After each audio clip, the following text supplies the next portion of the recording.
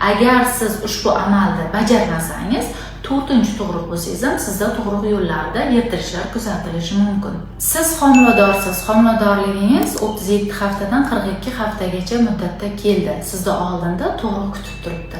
Lekin ko'plab homilador ayollarimiz tug'ruq vaqtida tug'ruq yo'llarini yirtilmasmikin deb qo'rqadi.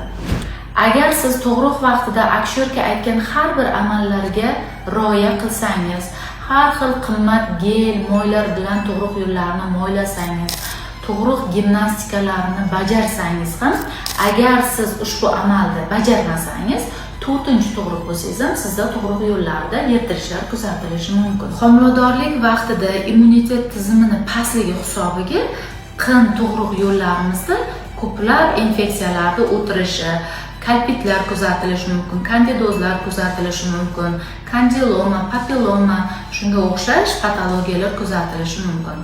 Siz toki mana shu qo'zg'atuvchini yo'qotmaysiz, keltirib chiqaruvchisini yo'qotib, qindi sanatsiya qilib, tozalab, o'zini haqiqiy mikroflorasini tiklab bermaysiz, sizda 5-6-tug'ruq bo'lsa ham даже tug'ruq yo'llarida yirtilishlar kuzatilishi mumkin. Buning uchun siz homiladorlikning 37 haftasidan boshlab aktyor ginekologga murojaat qilib, mazok topshirib, qindan keltirib chiqaruvchiga qarab lecheniya olasiz. Shundagina siz 1-tug'ruq bo'lsangiz ham tug'ruq yo'llari yirtilmasdan tug'ishingiz mumkin.